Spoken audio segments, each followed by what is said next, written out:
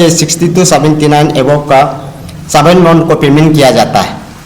उसका बाद में 5 मंथ वहाँ में लेट होके रह जाता है। उसका बाद में आपका ओल्ड एज 80 to 80 एबव का वहाँ में भी आपको 8 मंथ पेमेंट करके 4 महीना का पेमेंट नहीं करता है। तो यहाँ में विडो का भी आपका 7 महीना पेमेंट करके 5 महीना पेमेंट नहीं करता है। तो उसका बाद में डिसेबिलिटी का आपका 8 मंथ पेमेंट करके 4 महीना का पेमेंट नहीं करता है। 11/7/2024 को अनाउंस करता है 150 करोड़ 150 करोड़ जो है कि 2022, 23 और 24 का जो लाइबिलिटीज है उसको रिलीज करता है 150 करोड़। उसमें रिलीज करने के बाद में डिपार्टमेंट जो है कि पेमेंट करता है 2022 में जो 5 महीना का जो 60 to 79 ओल्ड एज उसका 5 महीना का यहाँ में सिर्फ 3 महीना का पेमेंट करता है और 2 महीना को यहाँ छोड़ देता है। एक आरटीआई फाइल करता है ये आदमी सच में ओल्ड एज है कि नहीं 60 to 70 एबव का है। तो लास्ट में सजेता डिपार्टमेंट में ये एक रिप्लाई दिया है कि 14/10/2025 को हम लोग को रिप्लाई देता है कि ये जो है कि पर्सनल मामला हो गया, आपको हम ये आदमी का डॉक्यूमेंट को नहीं दे सकता है, ये सीक्रेसी है। तो हम लोगों ने उसको बोला है कि अब सीक्रेसी है तो हमारा ओल्ड एज पैसा को अब उन लोगों को कैसे पेमेंट किया। ये आदमी जो है कि ओल्ड एज था कि नहीं है उसका डॉक्यूमेंट हम लोग को चाहिए और उसको इंक्वायरी करके उसका करप्शन को रुकाने से अच्छा है। नहीं होगा तो आने वाला समय में ये और भी करते रहेगा। ये हम लोग का मांग है। दिल से थैंक्स और मीडिया फ्रेंड को दिल से थैंक्स।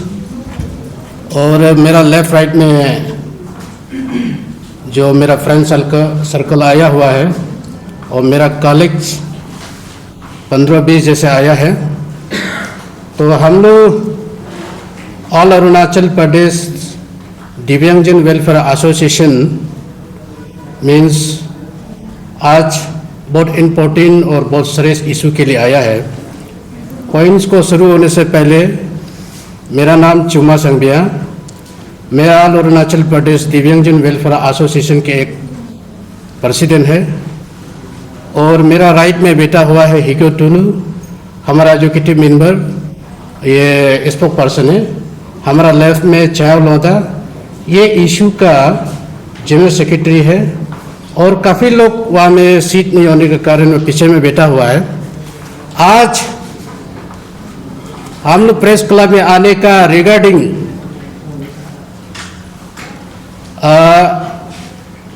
बहुत इम्पोर्टेंट और सीरियस इशू के लिए आया है। और पब्लिक एक इंटरेस्ट के लिए हम अपना सरकार को अपना पब्लिक को बताने आया है। वो कोई नहीं, हमारा एक पेरेंट्स डिपार्टमेंट है। पेरेंट्स डिपार्टमेंट जो उसको सजेता बोलते हैं, social justice empowerment and tribal and affair. वो जो हमारा नोडल ऑफिसर है, सारा अरुणाचल का विडो पेंशन हो, ओल्ड एज पेंशन हो, डिसेबिलिटी पेंशन हो, वो पूरा लोग अब तक वो करता है। तो उसका सारा करप्शन और सारा जो उसका जो करप्शन को हम आरटीआई करके हम लोग ने 1-2 साल से आरटीआई करके पूरा लेके आया है। अभी तो उन डिपार्टमेंट में 4-5 पॉइंट्स आरटीआई करके अभी तक डॉक्यूमेंट जो इनकम्प्लीट हो रहा है। फिर भी हम लोग को बहुत जल्द हो गया कि हमें आना बहुत नेसेसरी पड़ा है, इसलिए बहुत जल्दी आया है। तो आज सबको पता है सजेता डिपार्टमेंट जो एक सोशल वेलफेयर एक डिपार्टमेंट है, वो एक वेलफेयर डिपार्टमेंट है। और वो सारा गरीब का एक डिपार्टमेंट है। और गरीब ओल्ड एज हो, विडो हो, डिसेबिलिटी हो, इंक्लूडिंग पूरे कम्युनिटी का भी सेंट्रल शेयर, जितना सेंट्रल शेयर का प्रोजेक्ट होता है, स्टेट शेयर का प्रोजेक्ट होता है, बेनिफिशियरी स्कीम होता है, थाउजेंड एंड 100 करोड़ का उधर प्रपोजल प्रोजेक्ट होता है। तो इसलिए हम लोग आज इतना डॉक्यूमेंट होने का बावजूद भी हम लोग 2 पॉइंट को आज पिक एंड चॉइस करके आया है। तो एक पॉइंट जो बैरल फ्री एनवायरनमेंट बोल के एक स्टेट में प्रोजेक्ट चल रहा है, स्पेशल ये प्रोजेक्ट जो पर्सन विद डिसेबिलिटी का एक यूजेबल प्रोजेक्ट है, इसको चर्चा करेगा। Second point beneficiary pension scheme, जैसे ओल्ड एज का 2022 to 23 में 2 months का अभी तक लेफ्ट हुआ है, उसका बारे में चर्चा करेगा। और 2024 to 25 में 60 above to 79 above का 2 months का लेफ्ट हुआ है, उसका चर्चा करेगा। और 80 above ओल्ड एज का 80 above to 100 above का 2 months का लेफ्ट हुआ है, उसका चर्चा करेगा। और विडो पेंशन स्कीम 2024 to 25, उसका भी 2 months लेफ्ट हुआ है, उसका चर्चा करेगा। तो बेनिफिशियरी को ये मेरा साथी बोलेगा और रैम प्रोजेक्ट को हम ही, बैरल फ्री एनवायरनमेंट को हम ही बात करेगा। तो ये टॉपिक ऐसे है, अरुणाचल में 2022 से लेकर 23-24 में एक बहुत बड़ा प्रोजेक्ट लॉन्च हुआ था। ये स्टेट शेयर, ये सेंट्रल शेयर स्पॉन्सर स्कीम है। तो इसमें बहुत बड़ा मिसयूज हो रहा है, बहुत बड़ा करप्शन, बहुत बड़ा माल प्रैक्टिस हो रहा है। इसका agency parents nodal officer, parents department हमारा social justice empowerment tribal and affair, इसका प्रोजेक्ट को वो डील करता है।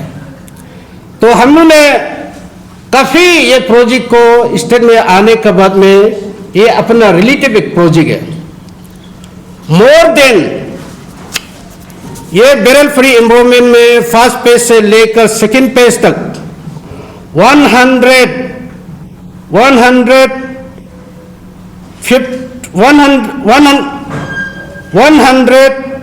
करोड़ 150 लाख करोड़ का यहाँ में हमारा स्टेट में ये प्रोजेक्ट जो चाया हुआ है।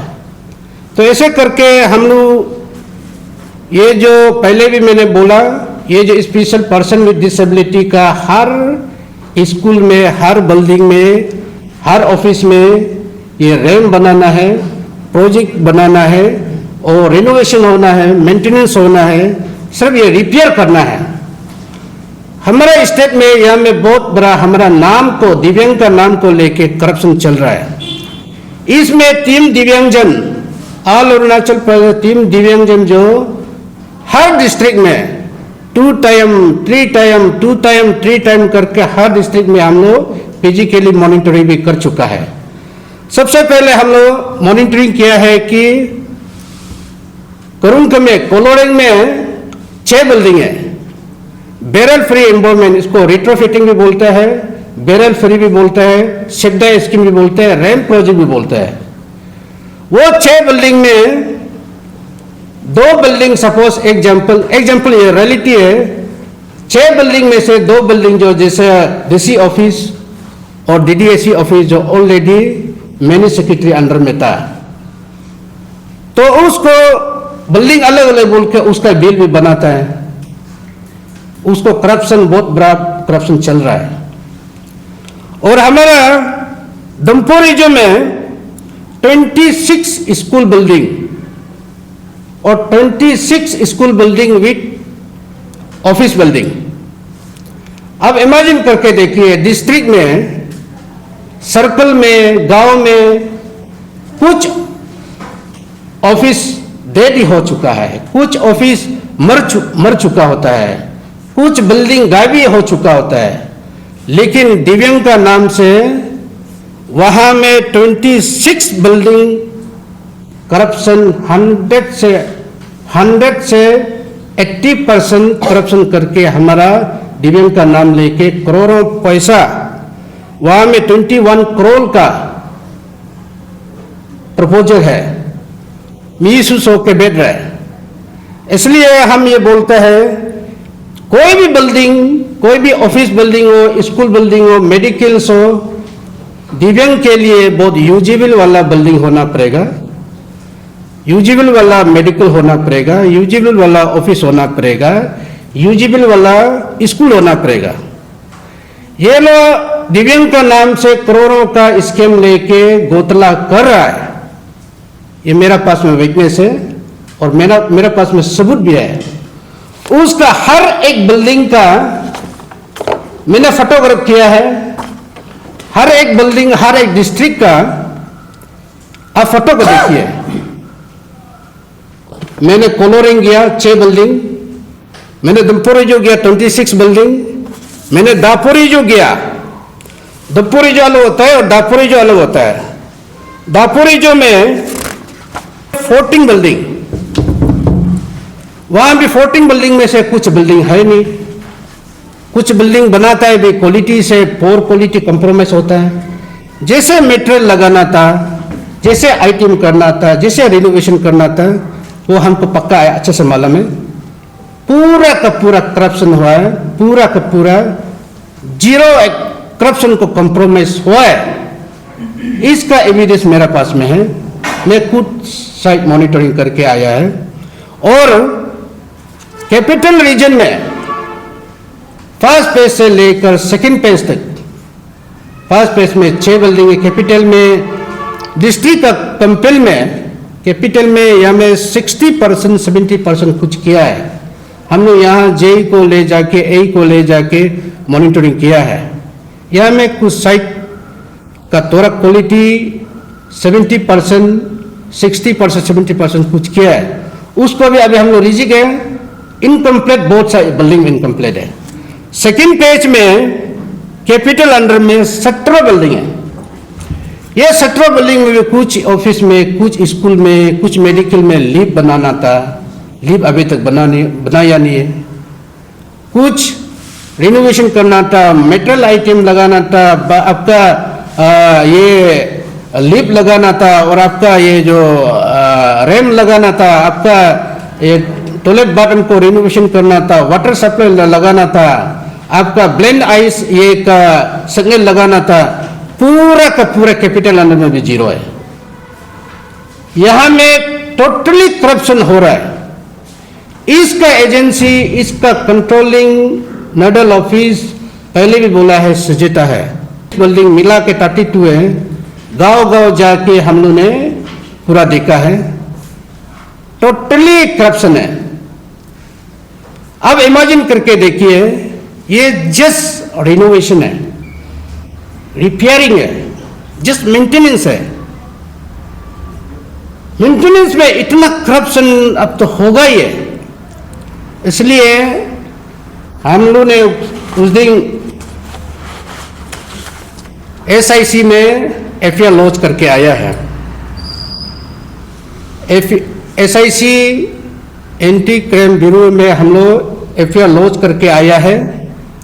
उन लोग को हम लोग का डिमांड था, ये प्रोजेक्ट को लेके स्टेट में सजेता डिपार्टमेंट नोडल ऑफिस है और वो एजेंसी डिपार्टमेंट है, करप्शन चल रहा है, उसको डिस्ट्रिक्ट वाइज है, जैसे एजेंसी डिपार्टमेंट होता है, कोलोरिंग में UDN हाउसिंग होता है, आपका दापुरिजो में RWD है एजेंसी, दमपुरिजो में फिर एपेडा होता है, ये ईटानगर में PWD डिवीजन 4 होता है, आप चंगलंग में बोर्डमसा में हाइड्रो पावर होता है।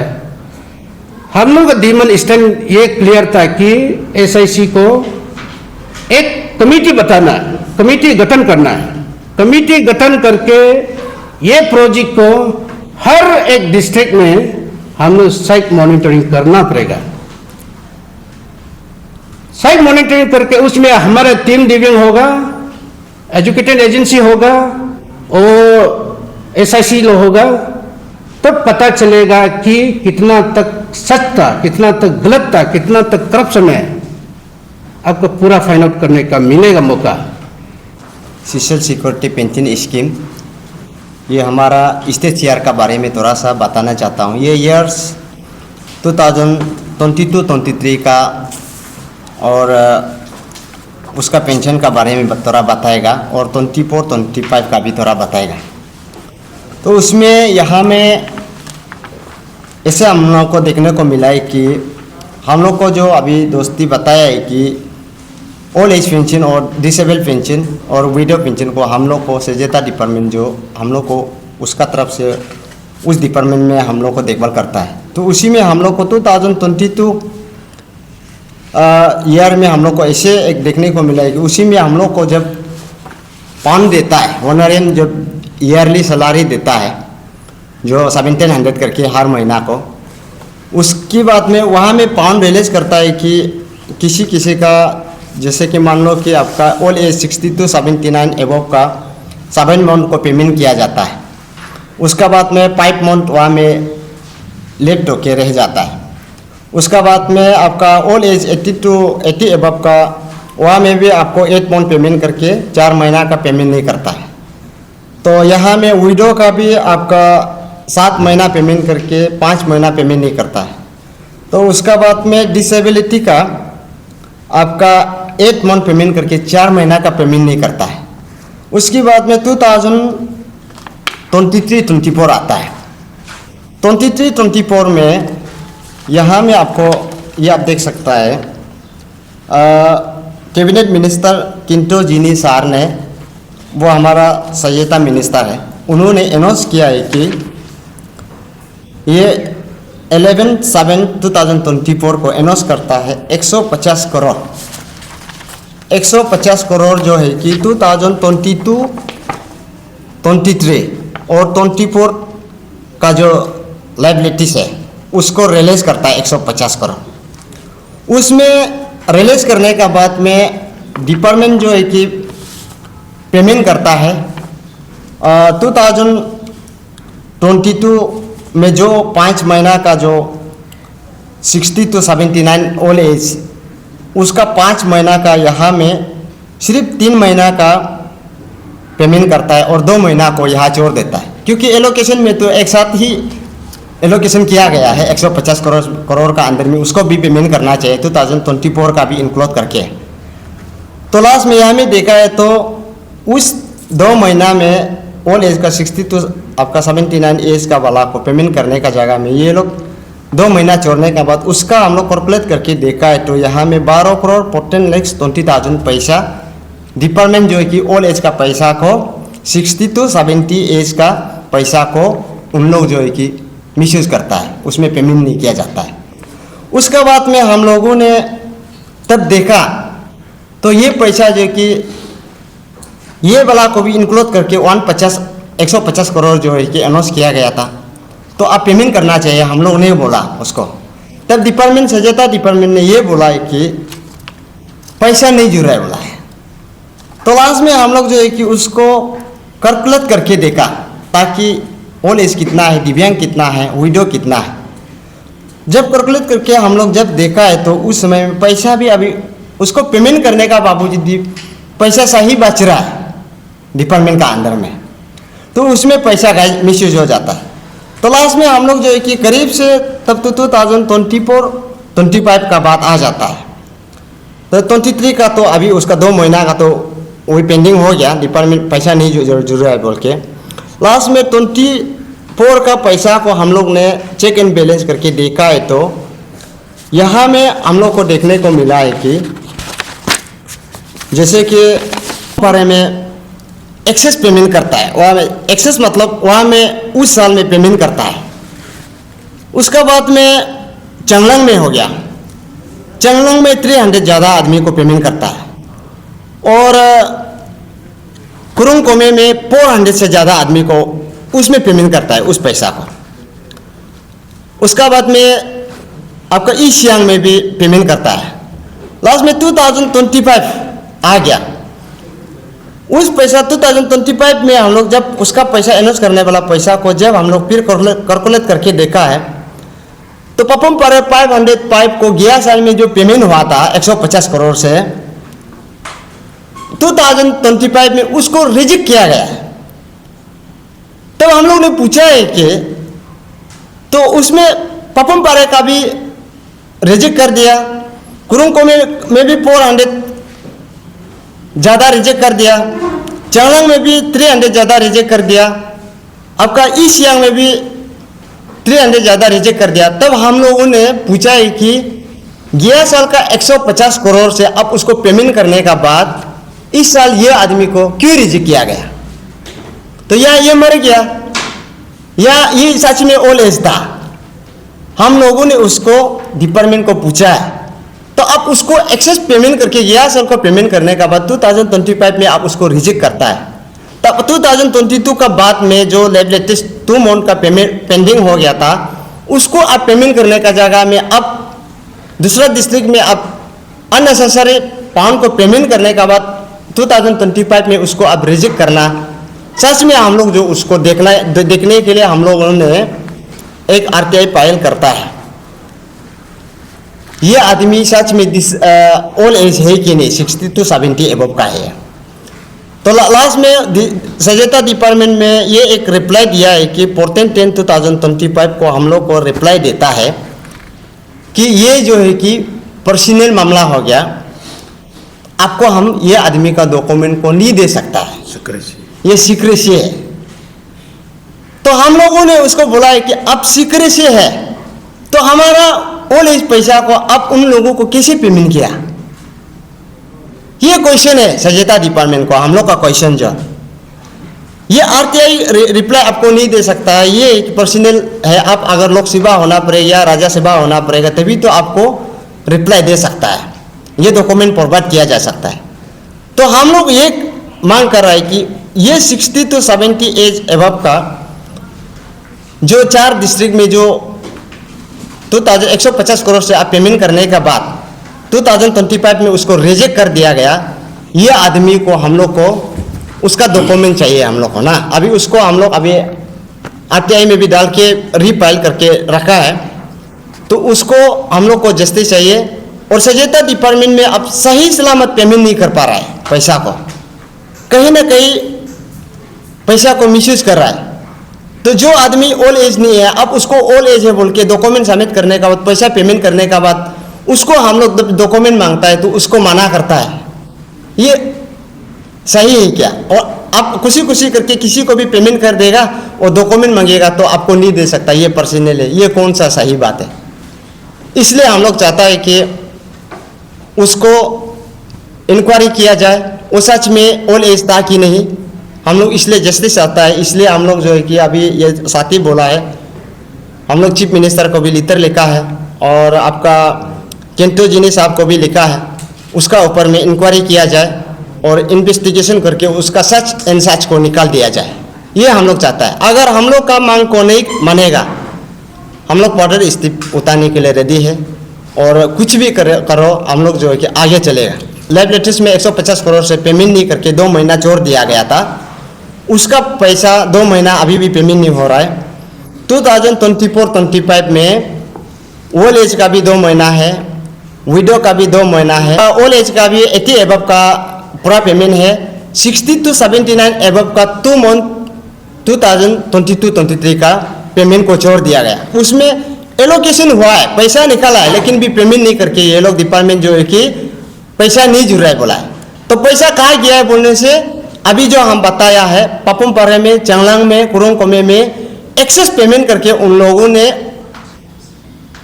वहाँ में पैसा को लगा के रखा है, उसका बाद में डॉक्यूमेंट अभी देने नहीं सक रहा है वो लोग। इसलिए हम लोग चाहता है कि सच इन सच ये आदमी जो है कि ओल्ड एज था कि नहीं है, उसका डॉक्यूमेंट हम लोग को चाहिए और उसको इंक्वायरी करके उसका करप्शन को रुकाने से अच्छा है। नहीं होगा तो आने वाला समय में ये और भी करते रहेगा, ये हम लोग का मांग है।